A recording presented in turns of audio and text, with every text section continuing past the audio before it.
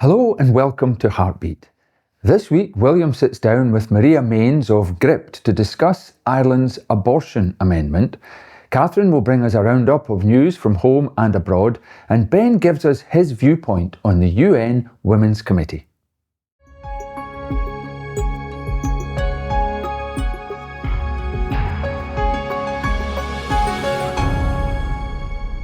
Before the legalisation of abortion back in 2018 rocked the country to its core, Ireland was widely regarded as a safe haven for the unborn child.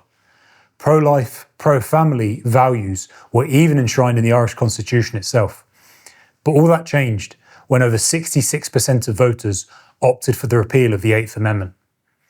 I'll be speaking to Maria Maynes of GRIPT Media about how such a dramatic societal change came about. Maria, thank you for joining me. Right, we'll get straight into it. After the Irish people voted for the legalisation of abortion back in 2018, the then Taoiseach, as you'll probably remember, Leo Varadkar, hailed it as something of a quiet revolution, in his words. How would you say that revolution is going 7 years later? Thank you, William, for having me on. First off, I'd say the culture in Ireland has really shifted. We've seen huge cultural shifts around abortion. I know at the time when the referendum was ran, the big promise that was made to a lot of people who were voting was that abortion would be rare, that the rate wouldn't go up. And I think that was one of the concerns from pro-life groups, that there would be a real rocketing of the abortion rate. That has definitely come to pass, where we are on track. Ireland is on track for somewhere around 55,000 abortions since the law changed, which is obviously hugely significant coming from a country where, we never had a culture of abortion. There were never abortions carried out under Irish law, by and large, apart from, very specific cases. So we've seen the abortion rate rocket year on year on year. One thing that is quite noticeable is that there is somewhat of a media blackout on this issue, where it's not really talked about. There's not really an analysis of the trend towards abortion. And I mean, in the years since abortion has passed, there's been different really significant things. We've had things like cases of misdiagnosis. There was the baby Christopher case in 2019 where a couple aborted their unborn baby because they'd been told incorrectly that he had a defect, a chromosomal defect, a condition.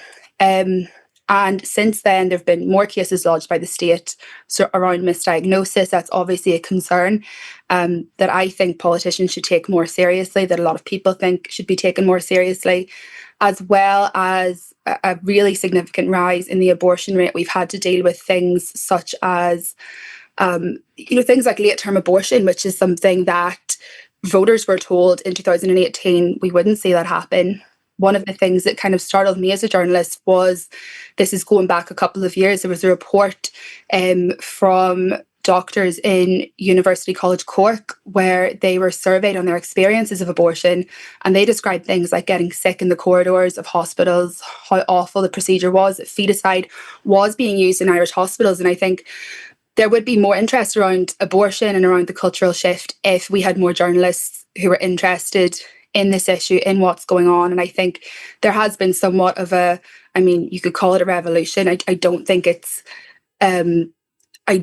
been really very well analysed what has happened, but there's definitely been a huge shift. Yeah. And it's been all the more stark because so much has happened in those past 7 years.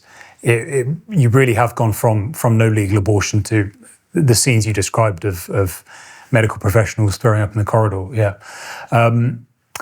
And it's fair to say that the vote was fairly conclusive, wasn't it, at the time? Do you think that the Catholic Church in Ireland, in the run-up to the referendum, therefore, did enough to try to save the 8th Amendment? I think there's different opinions on that. At the time, I remember the church had different, statements and letters that they put out. I think one significant thing is, socially and culturally, is that mass attendance in Ireland has really fallen hugely. And so, yes, we're a predominantly Catholic country, but you would kind of have to question whether, even if the church had spoken up more, had put out more statements, would it really have had an effect? And I mean, mass numbers have fallen again since COVID. But then again, I understand that a lot of people would say that, you could argue the church could have done more. They potentially should have done more.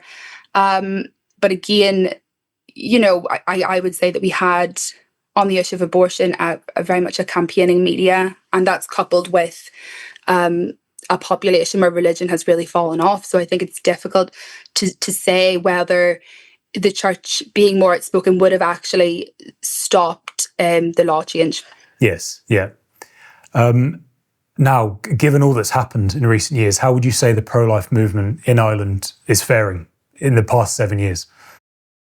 I think the pro-life movement in Ireland is very resilient. I think that's one thing you'd have to say. I mean, this is a movement which actually managed to, it's quite really incredible when you think about it. They managed to keep out a law change as significant as legalised abortion for like 40 or 50 years more than other countries in a lot of parts of Europe and in Britain. So that is significant. They're a strong movement. They are resilient. I mean, I received a press release today that one of the organisations the Life Institute is hosting an abortion survivor from the US this weekend.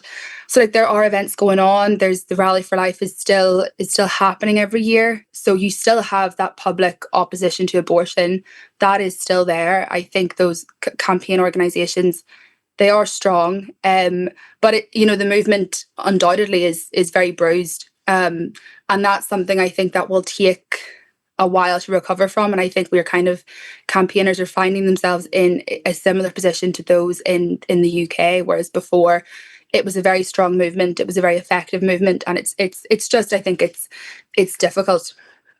Yeah, and you make a good point. The pro-life movement in Ireland withstood 40 plus years of pressure from the whole international abortion lobby, particularly with its closest neighbour, the UK, being a country with widespread abortion. So you make a good point there. Now, the UK and Ireland, like much of Europe, sadly, is facing something of a demographic crisis right now. How do we at least try to resolve that, in your opinion? I think like this is such a popular issue at the moment because a lot of, commentators will say that maybe the issue of abortion has been kind of isolated for so long and the root causes haven't really been addressed, and things like, relationships and marriage rates and the birth rate, all of that is really coming to the fore. And I think it's the same in Ireland. And really, in my opinion, I suppose the way to solve the demographic crisis, I mean, our birth rate has absolutely tumbled. But you need the government, providing incentives for people to have children. And we don't have that at the minute. We have a government that when it comes to abortion, I mean, it's well documented that there's kind of a real push towards abortion expansion. In the 3-day review, it was all about expansion. It was things like taking, our government believes that they can take money away from other services. We have huge waiting lists. We can take money away from other things, but there will always be money for abortion. And so we have a government with that attitude. And so it's quite hard to envisage that government is going to suddenly incentivize people to have children. I think countries like Poland and Hungary have done well in some of the measures that they've implemented. And especially in Poland, there is more of a cultural importance on the value of having children, which hasn't been the case in Ireland for a very, very long time. We have more of an individualistic culture. We have a culture where now, when it's an unplanned pregnancy, there's kind of an idea among young women that the best thing is abortion. And a lot of women have spoken up about being pushed towards abortion. So I think in terms of that question, there needs to be a huge, huge cultural shift towards not just encouraging people to have more children, but also to get married in the first place. And that could be financial. But as we know, in certain countries, financial assistance isn't always hugely successful in lifting the birth rate. Like in Hungary, I know it's lifted it a bit, but you just need the cultural change, and you need kind of there to be a respect towards marriage. And that has to be something that people want. And then children will come from that. I think a lot of people would say, really, the shift, what we're looking at in Ireland is demographic collapse, and that's probably the more likely thing, is that the birth rate will continue to go down. We'll have to raise the pension age. The marriage rate will also go down. So that's really what we're looking at the minute. And I think unless we have some kind of policy incentive, it will be very, very, very hard to solve the demographic crisis. Yes. You mentioned Ireland's pro-family past. As an observer, it's so sad to see the state of Ireland right now, particularly because the kind of glory days of Ireland are so much more recent than the glory days of the UK, for example, in a kind of cultural, moral sense. There are probably people alive in Ireland who remember those glory days, or at least as I would see them. So I think that makes it all the more sad. Now, finally, Maria, immigration seems to be the only issue that those of a more conservative leaning seem to be talking about right now in both the UK and Ireland. How do we get those conservatives to care about the millions killed through abortion? I think immigration, it's become such a huge issue because people can see it on their doorsteps. They can walk in their towns and cities and they can feel like there's a very visible shift and there's something very tangible about that. I think it's quite easy to get people to care about that. One of the things I think, like with abortion, is that people would probably be more interested in this issue if we had more media coverage of it. Like, apart from, pro-life organisations, a few kind of more alternative media outlets, like Gript is a small media outlet, and we try and cover as much as we can on life issues, on abortion, on assisted suicide, surrogacy, all of those issues. But one of the things that we see in the media is that, you maybe will get the abortion statistics buried in a really kind of obscure report somewhere. There'll be absolutely no analysis. And I think if we had a media where there was an openness to discuss this, there was a bit of a will to have an analysis of this, then people would care about it more. But I think it's not talked about in the media. In the run-up to the referendum in 2018, I mean, there was wall-to-wall coverage of this issue and personal stories and loads of conversation and talk about abortion and, what it does to the culture and how it changes the culture. And I just think, unfortunately, we have a media establishment really that doesn't have any interest in covering the issue. Like, I mean, if you look at we're on the route to 55,000 abortions, and voters were told that abortion would be rare, and yet there's no coverage of that. There's no will to discuss that. We don't have any primetime specials on TV or on the radio discussing the rocketing abortion rate. And I think people would care more if we devoted a bit more time and resource and actually discussion in this country towards an issue which is really impacting people. And I think, like, with regards to immigration, William, the abortion and immigration are very much tied in, because if you look at the birth rate in Ireland, it's falling below replacement level, which is 2.1, I think. And so we are reliant on migration and people coming into this country to boost the birth rate. So they are intrinsically tied. And when you have, I mean, we nearly had 11,000 abortions, 10,800 abortions last year. It's only logical that those numbers need to be replaced. The birth rate is falling, and so we do need to bring in people from other countries in order to keep the health system running, in order to keep pensions, in order to have people paying into the national insurance system. And so I think people should realise that those two things are linked. But there's not, I mean, the media very rarely ties those things together, and it's very clear that there is a link. Yeah, that's a good point. So then there maybe needs to be a bit of self-reflection from the people of the UK and Ireland to realise, well, hang on, if we're not having the big families that we once have, then inevitably that will be the outcome, like immigration, I mean, it was never this huge issue before 2018. Like, it's really come to the fore in the last, 3-4 years. And I think at the same time, you have an abortion rate that's increasing and increasing and increasing. And we're not joining the dots. We don't want to have a discussion. And I think, when you look back at the referendum, one of the criticisms that people had was that we did have a media establishment that was very much, campaigning for abortion. And so now, 7 years on now, nearly 8 years on, when we see things like misdiagnosis cases, when we see late-term abortions happening, when we see the culture completely changing, they just, very few journalists in this country want to talk about it. And I think they should, because I think it's really significant. Yes.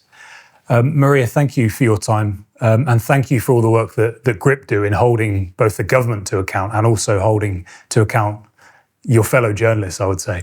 Thank you, William. Thank you so very much. Thanks, Maria. Thank you for watching SPUC TV.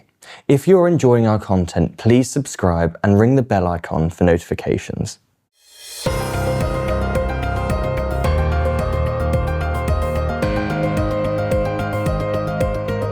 SPUC's national conference took place from the 19th to the 21st of September last week, bringing together delegates, staff and some of the world's top pro-life speakers.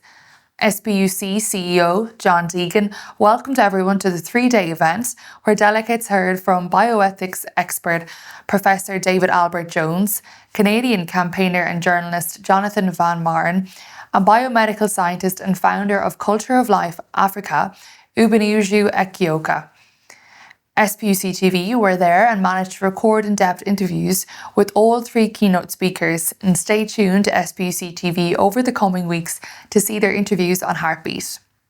In a move welcomed by pro-life advocates, US Health and Human Services Secretary Robert F. Kennedy Jr. has initiated a formal review of mifepristone, the abortion pill used in roughly 2/3 of US abortions. The decision comes amid mounting concern about the safety, legality and ethical implications of medical abortion. In a letter addressed to state lawmakers who requested action, Kennedy and the FDA Commissioner pledged that the agency will conduct its own review of the evidence, including real-world outcomes relating to the safety and efficacy of the drug. The pair described the concerns raised as one that merit close examination. Pro-life groups praise the move as overdue and necessary, arguing that mifepristone has been shielded from proper scrutiny for too long, especially given reports of adverse events and death associated with its use. According to the FDA data, from its approval in 2000 through December 2024, there have been 36 reports of deaths in patients using mifepristone. These cases provide evidence that medical abortion is not risk-free, a fact often downplayed in public discussion. The true scale of complications is obscured by underreporting and the requirement that many abortions occur outside medical oversight. Supporters of continued access to mifepristone, including major providers like Planned Parenthood, maintain the drug is safe when used as approved, and that it has been in use for over 2 decades with minimal reports of serious harm. But from the pro-life vantage, this review represents more than just regulatory oversight. It is a chance to affirm that life begins at conception, and that any method that deliberately ends at unborn life deserves the most rigorous examination. Mifepristone, unlike many other medications, carries inherent moral weight because it is designed and used to end a viable pregnancy. As Kennedy and the FDA proceed, SPUC will closely watch for signs of genuine accountability, revisiting safety data, requiring full disclosure of risks, and ultimately restricting or withdrawing approval if the evidence demands it. What many consider a turning point has begun, whether it leads to a safe, life-affirming policy or further entrenchment of abortion access, which may define the future of abortion legislation in the USA. Several thousand pro-life advocates took to the streets of Berlin and Cologne on September the 20th for Germany's annual March for Life, staging peaceful demonstrations and underlining the message that every human life from conception to natural death must be protected. The march is held simultaneously in 2 cities for the 3rd consecutive year, were bolstered by strong participation from Catholic bishops who walked alongside lay supporters to lend moral weight to the cause. The chairman of the German Bishops' Conference sent a message affirming that life is a gift from God entrusted to us. Marchers carried vivid red and green balloons, placards declaring the dignity of unborn life, and banners calling for conscience protection, including the right of pharmacists to refuse distributing abortifacients on moral grounds.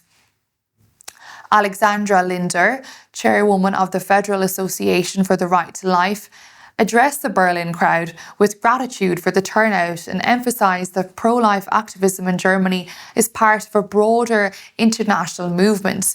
She pointed to parallel demonstrations in Vilnius and Zurich and looked ahead to upcoming marches such as Vienna's on October the 4th. In speeches, participants and clergy alike warned of cultural pressures that treat unborn children as disposable. They called on the government to reverse policies that undermine life and to provide real support for pregnant women, rather than pushing abortion as a default. The peaceful tone of the marches stood in stark contrast to attempted disruptions from leftist counter-protesters, which local authorities successfully prevented. The message was clear. In Germany, the fight for unborn life continues, and growing numbers refuse to be silenced. During the House of Lords debate on the proposed terminally ill adults end-of-life bill, Lord Moore of Etchingham issued a powerful appeal: please don't jump, invoking the ongoing work of cliff rescue and suicide prevention in Sussex to warn peers of the moral contradictions in legalising assisted suicide. The bill, which seeks to permit medical professionals to assist terminally ill adults in ending their lives, passed its second reading with a procedural decision to establish a select committee before further detailed scrutiny. According to an analysis of 155 peers taking a position, 67% spoke against the measure, while 33% supported it. In his address, Lord Moore referenced Beachy Head, a famous cliff in Sussex, and a tragic location for many suicides each year. He noted that chaplains and rescue workers there daily engage with people who have come with the intention to jump and successfully dissuade most of them. So far this year, the chaplaincy team reported intervening with 271 individuals, of whom only 4 actually jumped. Lord Moore warned that under the proposed law, the role of persuasion would shift. He argued the bill would not merely permit suicide, a freedom already exists in law, but institutionalise state-assisting death, thereby reversing the moral influence of those who plead for life. If the bill is enacted, he said, the same hospital whose professionals help rescue potential suicides will contain other professionals who give gravely sick people the substances to kill themselves. Other figures in the debate voiced similar concerns. The Archbishop of York cautioned that legalising assisted suicide would represent a fundamental change in society, placing vulnerable people under pressure to see death as a duty. Meanwhile, critics argue that the bill undermines palliative care and risks sending the message that some lives are less worth living. Lord Moore's intervention crystallised a central moral tension. Society still speaks to desperate people on cliffs saying, "Don't jump." Legalising assisted suicide may risk teaching them a different message, that the state supports the jump. The bill now enters a select committee stage where SPUC certainly hopes the profound ethical objections raised in this debate will be weighed carefully before any decisions are made. Finally, a new study from Norway suggests that men in relationships with women facing an unplanned pregnancy may endure emotional and psychological strains that mirror many of those experienced by women. The research has drawn attention from both gender and life advocates, as it underscores the deeper human consequences that abortion debates often overlook. Researchers at Nord University conducted in-depth interviews with 7 men ages 22 to 51, whose partners were considering abortion between 6 and 9 weeks gestation. They found that many of the men described a profound loss of control as they watched life-changing decisions unfold over which they had no power. These men found themselves in a life crisis, the researchers said. They faced uncertainty and fear when confronted with a decision that would change everything. The study emphasises that while a legal and physical decision resides with women, it does not erase the emotional struggle men undergo when abortion is on the table. Traditionally, men are assigned cultural roles as protectors, providers, and decision makers. In this research, those roles were inverted. Men felt their autonomy undercut and their voices sidelined, often excluded from conversations altogether when their view clashed with the woman's decision. Although the researchers' sample is small and derived from men who already sought counselling, the study raises a vital question. When abortion is discussed as though only women are affected, whose narrative gets silenced? SPUC argues that this new evidence reinforces the pro-life perspective that abortion does not affect only one person, it leaves emotional scars on men too, and thus demands compassion, dialogue and respect for life. For the pro-life movement, such findings deepen the moral responsibility of society. They underscore that abortion is not a private medical matter, but a shared moral matter, where the dignity of both the mother and the father and the unborn child must be protected. That was SPUC TV News, bringing to light what others hide. If we cast our minds back to that infamous week of death in June, we will remember that there were 2 amendments to the Police and Crime Bill calling for abortion decriminalisation. Tonya Antoniazzi's one passed the Commons, but there was another one ignored by the Speaker. That was proposed by SPUC's best friend, Stella Creasy, the Labour MP for Walthamstow. Had her amendment been accepted and passed, it would mean we wouldn't only have had abortion through all 9 months of pregnancy, but we would also have a 2018 report by the UN's Convention for the Elimination of All Forms of Discrimination Against Women's Committee, or CEDAW, implemented in statute law. Thankfully, the Speaker's intervention means that Stella Creasy had to back off, but the UN report, one of its most pernicious and dangerous instruments, still hangs heavy over the nation. So why can't we end this globalist overreach? I'm Ben Weller, and this is Viewpoint.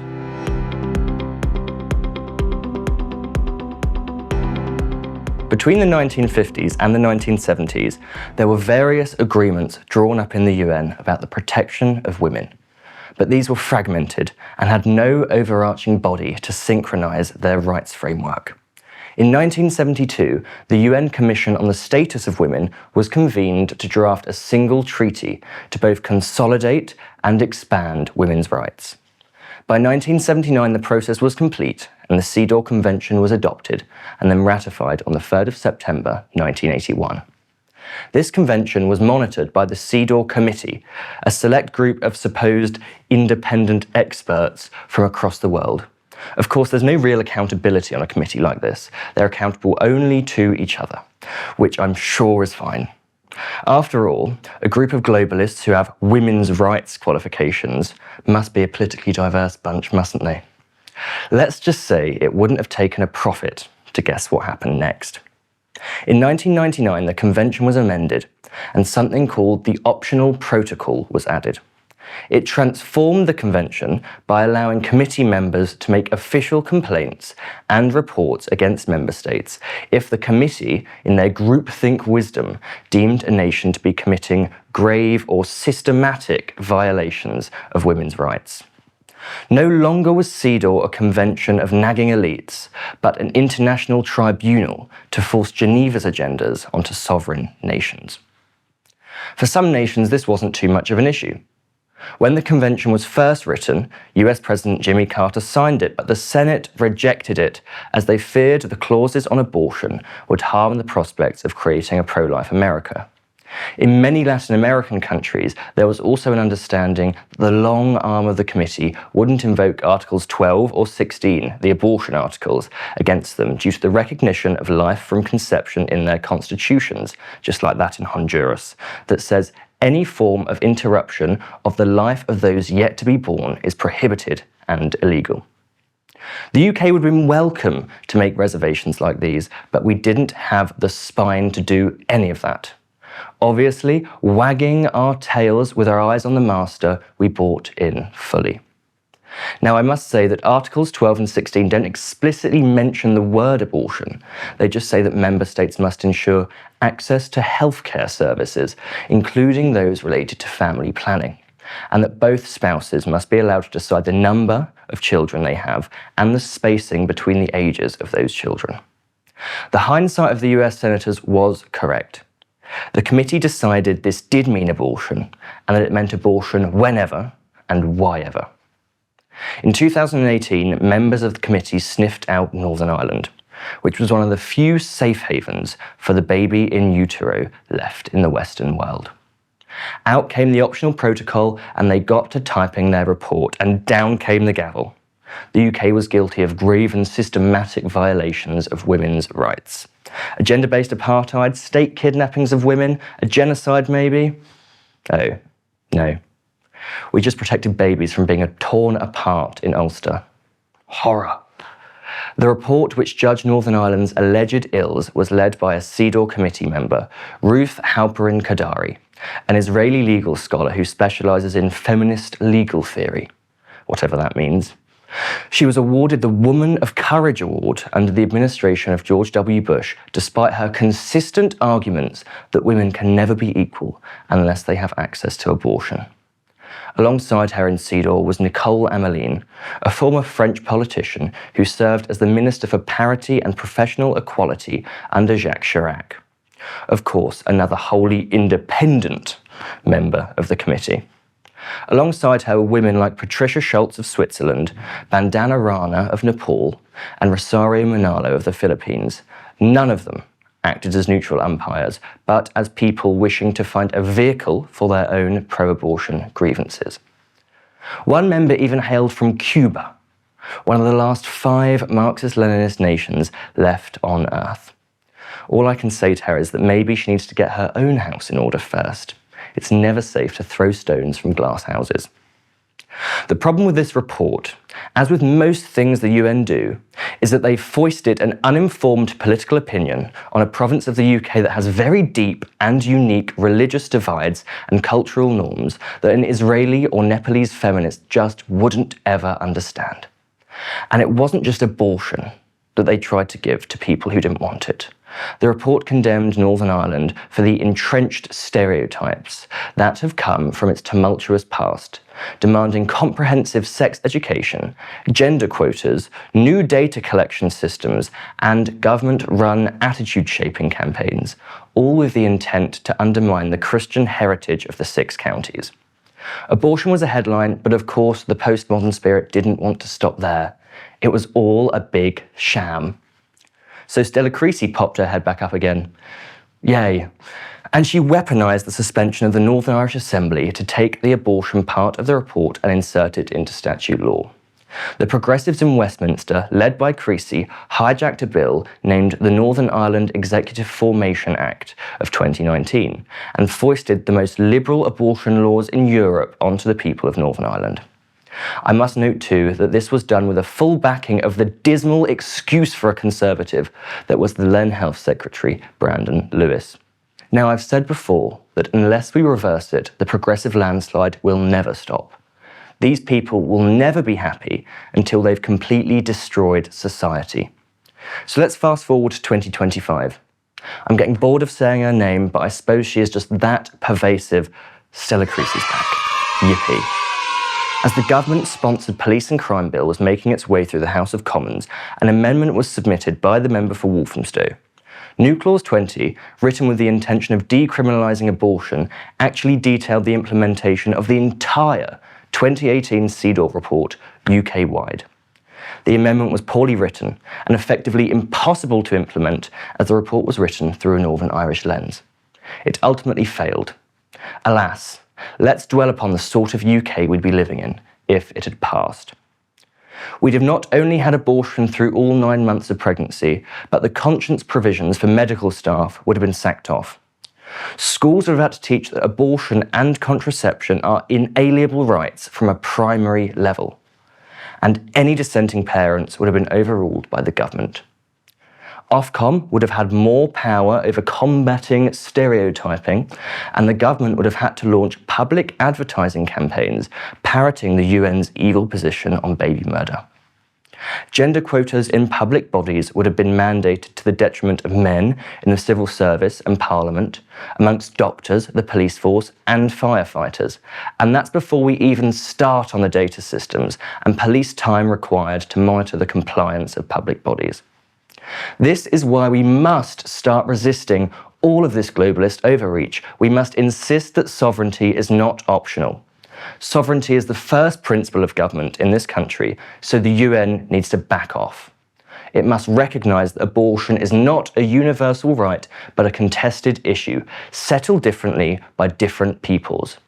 It must respect the diversity of legal systems, religious traditions, and constitutional norms if it ever wants to be taken seriously. We need to be on guard.